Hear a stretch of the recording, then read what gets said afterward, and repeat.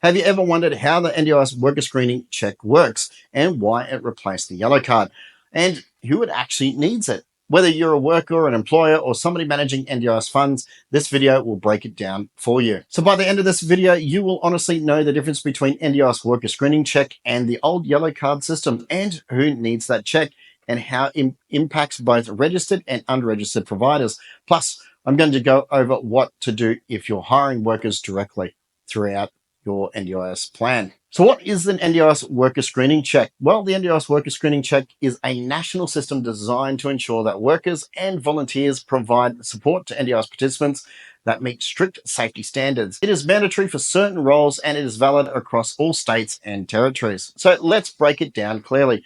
Registered NDIS providers. If you're working for a registered NDIS provider, well, the rules are honestly very straightforward. Anybody in a risk-assessed role must have a valid NDIS Worker Screening Check. These roles involve direct contact with participants, handling sensitive information, or delivering high-risk services. Unregistered NDIS providers, well, for unregistered providers, the rules are honestly a little bit slightly different. Their staff honestly aren't legally required to undergo the NDIS Worker Screening Check. However, these providers are still responsible for managing risks effectively. Many choose to have their staff complete a check as part of their own risk management policies. So for family and participants who self-manage their NDIS funding. So if you're self-managing or if you're plan managing your NDIS funds, honestly, it is up to you whether you want the workers you hire to have an NDIS worker screen. This honestly is a personal check, but it really is worth discussing screening expectations directly with the worker or the provider to ensure that everybody is on the same page about safety and compliance. So you may be wondering how to apply for the worker screening check. Well, the application process is very straightforward, but there are a few key steps to keep in mind. Start by visiting your state or territory's NDIS Worker Screening Unit website. Fill out your personal details and provide consent for the screening. Next thing you need to do is pay the application fee, which varies depending on your state and territory.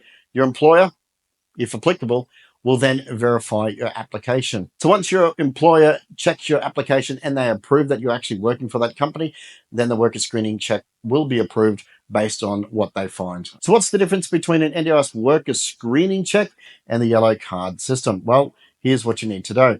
Yellow card was pre-2021, used only in Queensland and focused primarily on criminal history checks, limited to Queensland and honestly was not recognised interstate. The NDIS Worker Screening Check 2021 onwards, a nationally recognised system valid across all states and territories.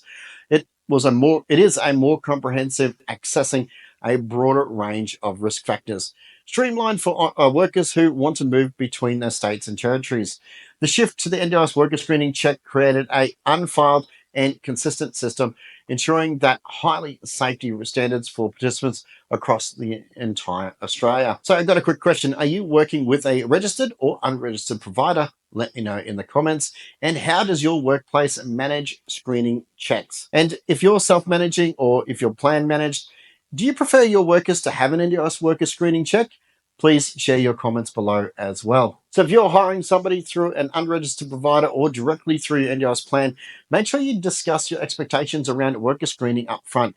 It honestly is a great way to ensure safety and peace of mind for everybody involved. So there you have it. There is a quick breakdown of the NDIS worker screening check and how it compares to the old yellow card system. Whether you're a worker, a provider, or a participant, understanding these checks is a key to creating a safe and supportive environment. If you found this video helpful, please don't forget to like and subscribe. And for more tips about navigating NDIS and around disability support, make sure you check out this video on screen right now.